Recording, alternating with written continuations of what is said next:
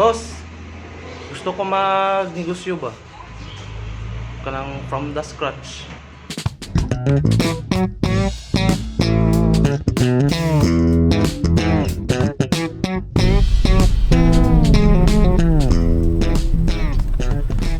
Exciting day mga boss. This is MadMap. This is for our day 2 sa ato ang video journal episode. Panikamutan nako na at least dili lang kaabot og 10 minutes, at least less than 10 minutes na topic kay gamay ra man jud kay ning topic. So karon from previous episode nato, itong pinakauna, so gilista nato ang possible na mahagip na topic. Karon ang atong buhaton is mag-decide ta unsa tong first na atong himuon. Under dire, ang siyempre dili ta makaumpisa og business kung wala tayo business product, so kulayan nato siya kay para ma-eliminate na siya. So ang buhaton nato is kulay hantod mahurot tanan or unsa pa ang madagdag, unsa mga changes ana. So ang pinakauna na to is ang business product. So sa business product, under dira is natay mga topic or mga episode na mahagip. So kani siya gibuhat mo ng episode kay nana siya sarili pong iyahang mga explanation nga under dira. So sa ato ang business product, ang akong napagdesisyonan na product is kape. So nganong kape, nganong decide na akong kape kay una-una na nindot nga source. So kato nga source is ang product sources nato, kailan ako ang supplier. So unang kape. So kape pod kay para challenging sa ato ang ang kape man god is nasa sa food industry, nasa ginaset na level na di pod siya naka baba nga pang masa jud kaayo, dili pod siya naka lisod i-introduce. So ang kape man god may para sa kuha may wide range siya na pricing. Kay naman goy mga high-end na mga kape, napoy mga kape na mga instant coffee na mapalit lang nato sa inana nga halaga. So una-una anong na-decide ng kape kay syempre supplier ta nga gusto po na ako ma-challenge na business module na siya para ma-apply nato ang ato mga strategy, mga marketing strategy, sales strategy ug other business plan is ihubog nato sa kape. Pero gusto na ko i-remind permanente nga kaning mga strategies nga itong i-apply applicable yun ni sa tanan product. Remind ako permanente nga kani para nalay kabasihan kani siya sa kape nga product. So kung namoy advantage yun ni siya sa mga nag-business karong kape. So akong gina point there is this is how I approach sa product, paano na ko siya ihulma. So sa kape is naay nga advantages o disadvantages, mga benefits, kasagaran mo sa akong nakape nakita is katong mga para sa tuwa anang mag-business og kape, compare sa kanang mga existing ng kape laban sa mga instant.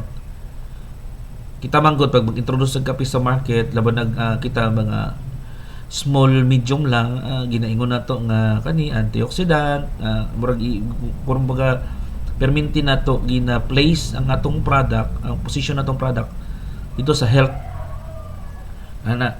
Pwede po tamingon na strong ni ana. Pero sa instant coffee man good is nana jud na siya kay ang mga Pinoy man good is number 1 sa mga Pinoy, hingapilon ng mga Pinoy. Pero ang problema po sa Pinoy, nasa sila ginatawag na price objection. Pag ang kape medyo mahal, although na yung mga tao or may mga coffee aficionado na mupalit yung mga tarong na kape, laban nagnasanay na sila sa mga medyo naadyoy na kape ba, naadyoy grade. Pero kita majority mga masa, ganahan yun mo palit og mga 3-in-1, mga ano ba, kanang dali lang kayo pangitaon ba nya tagabuntag kusog kita mga pe.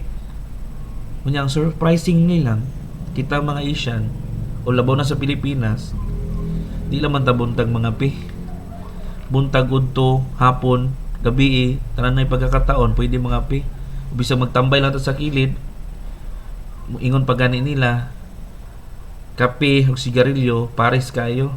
So mga batanon gitarag kape ana, so wide jud ang influence sa kape sa tuwa. So dili na ko mo deep kayo sa kape. So dito na ta sa ako ang na-decide na brand name, product name. So product name sa atong kape is OK Kape. So maragi na yung emphasis diri is okay nga kape. Pero ang derivation sa akong word asa na ko naikuha sa okay kape. So lapit ni sa akong kasing-kasing na word kay ginagamit ako ni permente. Dali mo ni ako na product name kay every time nga nakoy ka istorya na kliyente or kanang mga tao or mga friends karon na pag nag-agree na create agreement sa isa ka conversation, mag-end ko lawan na sa Facebook mag-PM Messenger mingon jud og okay copy dra ko end. So perminti jud ako ni gamit o bisag sa tawag okay copy copy sir, okay copy boss, okay copy ma'am. So karon ang ginabuhat nako every time mo end ko okay copy. So minsan man gud ang uban pag placing og product gusto nila the best jud ang one, the best jud kaayo ang product name kaya gusto nila catchy, gusto nila kung depende silang gusto nga i-target na market. Pero sa tuwa kani so challenge diri maingon mo nga nganong okay copy man pwede man mas tasty copy na ba kanang pwede good ma international brand so kani pang kuan lang jud ni pang city lang jud ni siya nga brand. So kani siya kani nga product is startup lang ani pero diri lang pang city. So under diri mahagip na to ang mga aning mga product costing ato sa ning leave sa ani space, pricing, packaging, ang product sources is ihatag na ko na pati ang range sa capital. Actually kaning product costing mabuhat lang nako na pag maabot na ang katong maabot na ang kape, maabot na pud ang mga akong gipang order na container. Ang pricing dira na pud magbase sa product costing. Kani pagtugan nako unsa ang container nga gamit, ang supplier name ato ug price sa iyang container. So dira lang kani siya challenging jud kay ni siya nga business, pero syempre man jud na tanan business challenging man jud, dili na to isipon na kuan lang na may uban jud na dalian kanang mga tao masanay na jud mag-business. Pero kani siya to be more standard ug approachable para jud ni sa tanan kabalo man or dili kabalo business. Pero kabalo ko ang mga tao businessman jud na tanan, wala jud tao nga dili businessman.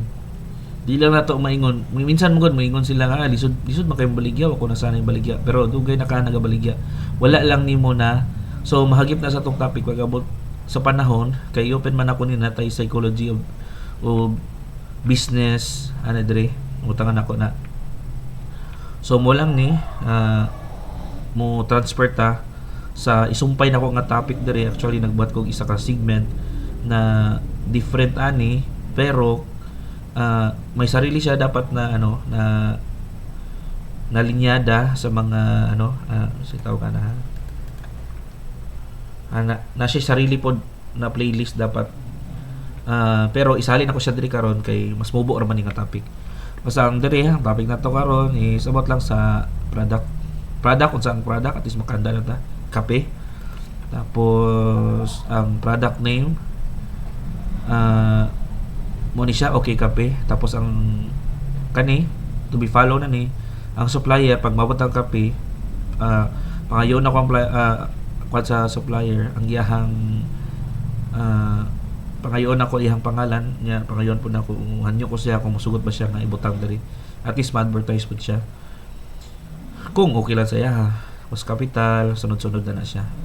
So ang next day na to is dili pa ni sa next day. Ang next day na to para paghandaan is kani jud ang pinaka next na tong approach is ang kani demographics. Kulayan na to daan demographics kana.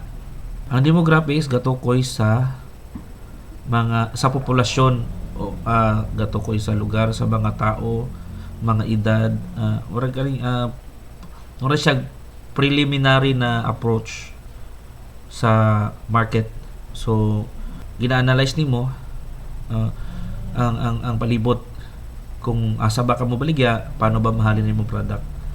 So from copy, business products to demographics, so mo na. So diri sa karon, diri sa Takutob, then jump ko sa another, isumpay na ko diri nga segment na ko segment. So kani kung pwede ninyo i-stop diri, pero kung interesado mo sa another segment na kung buhaton ay akong gibuhat, pwede po ninyo itan-awon basig makakuan mo interest.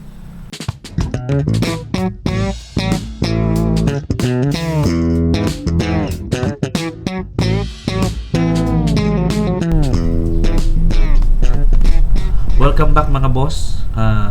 Mo ni ang atong another segment nga akong ginaingon kaganina, ang gitawag na ko ni call outs. Ang under dire na topic is puro ni siya about sa designing. Pwede po number 1 ani makatabang ni siya sa mga beginners about sa designing, kay ipakita na ko akong process paano ko mag-approach sa design, paano ko na recreate ang design, or paano na ko ginaumpisa ng design. Then art direction, pwede po ta mag-design critics diri under ani. So ang first topic na ko isalyan na ako mo ni gawas na ako dito. Mama Angie's ang product name. So ang ihang product is honey, tapos ang owner is si Ma'am Angie. Si Ma'am Angie, nakilala na ko na siya dito sa DTI seminar. So actually kaning call out sa ihapon din ako na murag nag-pop up na idea na pangalan na call out, kay katong na-admit dito sa seminar, isa man siya sa mga mga nagpangutana sa brand expert. So nahitabo na call out niya ang among attention tungod siya ang story, kay cancer survivor maguni siya, unya mo ni iyang product nga ginaingon nga kani siya nakatabang sa iyang honey. So mura ginakreate po niya as legacy. So kuan kayo kanang hit kayo sa heart ang iyang story. So ako nag-extend ko concern kay nangutan mo ko siya sa brand expert, unsa pa ba ang improvements ang label, kay na yung mga tao nga nag-ingon nga dapat i-kuan ang iyang label, dapat kung sa pa ma-change nga. Syempre gusto niya karon na siya layout artist, pero kuan pa nang wala pa nahuman or gina-construct pa. So kani napo ko sa ring approach, depende kung magustuhan niya o dili. So ipakita na ko ang akong process tanan-tanan. So another ani is iyahang pinaka main concern diya tama na ang iyahang ang tawag na to, type na lang is label. Ang label niya, so ipakita na ko sa yung label, tapos paano na ko i-recreate. So start na ta, ina-call out muna ko ang attention ni Ma'am Angie na thank you kayo sa sa opportunity.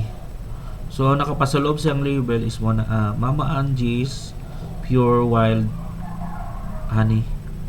So sa sulod ani ang composition is na ay sunflower, na ay bubuyog, honeybee, na ay mga squares, na ay mga shapes, tapos angies, mama angies, tapos pure wild honey. So muna siya. So ako approach ani nako, gusto na ko ang kuan tama naalala nako di ang ingon sa brand expert saya is kung makaya pasimplihon nga dali lang makita sa mata. Tapos ningon pud saya ha sa akong naalala nga katong kuan kay since cancer survivor siya, tapos muna ang story minsan manggod ang atong mga brand is pinaka the best ang brand is story. Ang brand is story part yun na isa sa mga kwan sa brand na makakusog yung brand is ang story. Kani muni ingon sa brand expert kanang ribbon i-incorporate daw niya sa iyahang label kay para makuan daw sa tao ma-recognize breast cancer survivor na siya. So sa akong naalala murag kani gamiton ni ang iyahang ribbon siguro sa A or sa asa ni butang nakalimot ko pero mo jud ni ang iyang idea to create an emphasis na kani nga label is cancer survivor ani ana. So gusto sa ang point ato sa brand expert is para mabenta pud ang iyang story kay isa man na sa pinaka powerful na mga create og brand ang story jud mo jud na ginapangita sa tao muna ilang ma-remember. So muna mag stand out sa market. Pero syempre ako gusto na ko ang lahi pud na approach kani idea man ni sa brand expert. So mo ni i-compare na nako sa ako ang gibuhat. So mo na niya akong gibuhat Mama Angie. Ang Mama Angie is diri is tanaw. So ang una ibuhat nako gusto nako dali lang makita ang pangalan kay mo man yung brand mo na ihang product name. So ang gibuhat nako ang approach nako aning sunflower ug bubuyog. Ang gibuhat nako ang sunflower ki-take advantage nako ang I na may tuldok, tapos karon ang bubuyog ang katong apostrophe, tapos ang Mama Angie pareha ang color kay bisag same silang size na sa hierarchy. Number 1 mo guna sa isa ka ang approach sa isa ka label is ang hierarchy sa font. Sa mga designer ginatawag ng typeface, pero sa ato mga normal lang na mga kuan na para maintindihan nato font or text ang gamit nato. So mo ni siya inana yung approach. So bugnaw, limpyo, dahil lang makita sa mata. Tapos karon kung pagamayon nato klaro Japon, Mama Angie. Tapos bisag mas gamay ang mama pero tungod kay pareha sila kulay, maisip psychologically, maisip sa nag-view ani is part ni siya. Wala na to iba ang kulay niya ba nga magkaroon bitaw siya og separation or gap. Mama Angie's. So kani mo ni ang approach. Mo ni ang ako ang approach sa sa label niya. So mo ni ang ihang ipakita mo pud nako ang full size ani sa iyang label paano pud ni siya makita na mock up. Karon kani siyang approach is mo ning minimal na approach. Dali lang makita, humok sa mata. Tapos number 1 mga dili sa nako ibuuhon ang mga fundamental sa katulong kaya lang na sabton sa to ang subconscious na siya gina-perceive na siya ginalabay sa tong subconscious nga anong dali siya makita, anong kani mas guot ang paminaw, kani mas dali lang makita kay tungod na ang spacing diri para makaginhawa ang mga font. Inanapod ko ang approach. So ginatanaw na ko ang tama nga pagka spacing unsa kalayo man akong approach. So kani simple mo ni ang brand. So Ma'am Angie dito na pwede na niya papilit. Tapos karon another approach na ko is mo ni kanina po na approach is nanay kwan nanay murag na melt na murag liquid form na diri nga murag ga-emphasize sa honey. So para mo to ingon sa brand expert na honey na gani ka butangan pa nimo honey sa ubos, redundant na. Pero ang pinaka the best nga approach ana kay kita di man jud nato kwan pero di ta ka resist ba. Gusto na to halimbawa karon na maligya ta og bulad na packaging. Butangan pa na tong bulad diri gabay.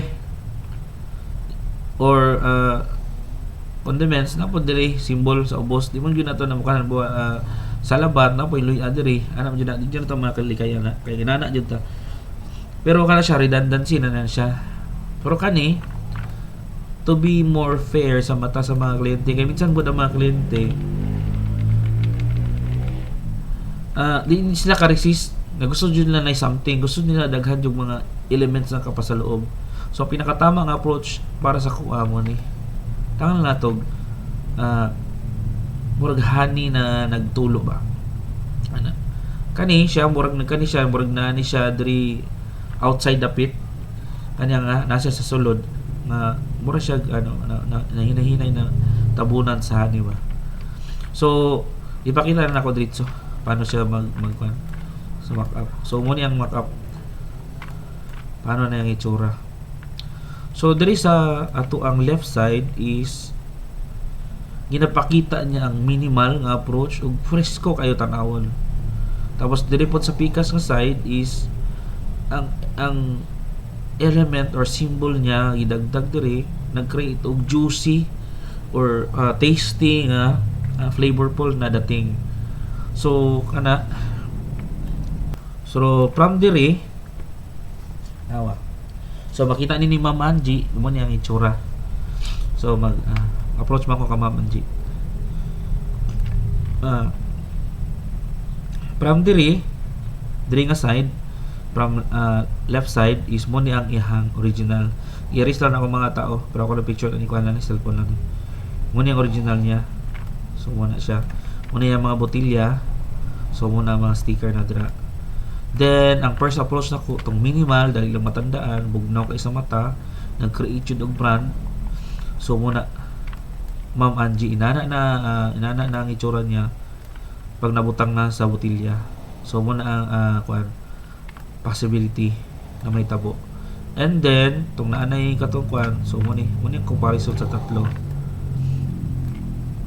So from dire gipagaan na to or gipa-mild or minimal na tong approach ara na so bugnaw dali lang basahon ng Angie klaro kay siya. Then butangan na to dagdagan na tong isa lang ka element na mag-create na og mag-elevate na sa label. So ana na ang itsura. Nag-eliminate na nako ang problema sa gunting kaya napansin man gud nako nag-print siya sticker tapos makita niyo kaning gray ibig sabihin muna ilahan katong outline nila para magunting. So sa ina na nga approach mura bito sa gipadikit lang. So nakalisod sila na yung mga wala kayo na tarong og gunting diri pwede man nila i-lesson pa diri gamit dapita para at least dili makita ang itong. So napansin naman ako na diri para di na sila magkalisod na sila outline daan in case masipyat pa sila din sa pagkuhan sa pagbuhat sa square at least kulay lang Japon dili na tong gray kay kani ibuhatan mo gunig white tapos syempre gusto niya gud kupiton ibutangan og outline sa designer sa nagprint kay para moto yang sundan na pattern. Kani is ang pattern is ay muna ni sa kilid. So pagunting niya, bisa pag ma-curve niya na gamay, dili maapektuhan ang label ug kani. So man ang solusyon sa katong nganong gibutangan nako og baga na ako sa kilid. Kani approve ni para sa kuha. Pero syempre sa client base mas ganahan sila og may mga elements ato. So ina nilang approach, dili na butang honey something na. So ang B ipagamay nako para mag-make sense siya og ang sa ato ang design dili siya paras ani ang kaning itudlo na ko ni sa label man gud or sa mag-perceive ang isa ka tao sa isa ka form, ang pinakauna natong approach is from left to right. Ang priority na to. So kung magtanaw ta from left to right, ang una nato magina sunflower, tapos V, tapos kaning Mama Angie. So sa ako ang pag-intindi, kani nga label is matandaan siya sa sunflower. Kay mo ni ang unang gi-approach mo magud ni Andre nga side. Patandaan jud siya sa sunflower. So kung makita nila kay isa katong may sunflower, i-try og pangutana. Kung ma-remember ba nimo akong label? Mana na siya si Mama Angie. Kay Mama Angie gwapo ni ikuan. Ma-remember man nimo akong label? Mana jud na siya katong may sunflower. Mana jud na siya. So sunflower ang pinakauna nga mag-create og center of attraction diri. Kay diri siya nga side. So ibis Mama Angie's sunflower, kay kung dili niya ma-remember sunflower jud. So dapat inani approach. So ang sunflower na diri incorporated siya, pero dili jud siya ang main jud. Ang main jud ang brand name, ang Mama Angie. So kani ang pinakauna niya mis makita is Angie. So secondary is Mama. Pero tungod kay same siya og kulay, ginapaingon niya sa ato ang subconscious nga isa lang siya, same lang siya, family lang siya. So pag makita tong Angie's or Mama Angie, so muna siya iisip, syempre dili man ako naman dayon naman dapat maguday benchmark analysis, pero dili naman na sa to mo gina require nako or gina advise nako na mutan-aw jud sa katong video journal nako, kay dito na to i-analyze na benchmark analysis dito nga benchmarking analysis na unsa masulti sa tao sa product, paano niya gi-approach ang product nga wala pay sales talk or wala pay ana, paano niya naintindihan ang label, unsa iyang pakiramdam, kay kanin bawat label magud mag-create ko nag-ambience, create nag feeling sa to sa atong ma-feel. So kani ma-feel nato murag garden, ma-feel nato is amo ni basta na mga shape dira lo kabalo anong gibuhata ginanan mga shape, pero na style mo sa designer anong gi-create niya, siguro mag-create og mga emphasis something ana, tapos mo niya gusto sa kwan, gusto niya incorporate dira. So diri inani, so unsa ang ma-feel nimo, unsa ang vibe, so diri na pod unsa ang vibe sa mo ma-feel, so mo na siya. So mo niya tong call outs, thank you kayo sa pagpaminaw. Kung namoy na tunan diri or na ako'y naibahagi na mga knowledge of technique, dili pa nato ni kayo lalumon makuha nyo na sa video journal jud, kay minsan mo ko dali lang magud mo ingon about sa mga technique, pero i-apply nimo sa reality mo yung pinaka the best mo nang katong video journal. Lingaw jud to pag sa time karon boring lang sa roll sud sa kayo. So mo lang sana karon till next video, kung nagustuhan niyo i-share lang po ninyo, pero mas maayo i-share nato sa mga tao na kanang tanaw nato nga possible na i-share nato sa mga na to na gusto po nato sharean, na makakuha po silang idea or mga interested about sa business, about sa designing mga boss. Thank you kayo, till next episode, peace out.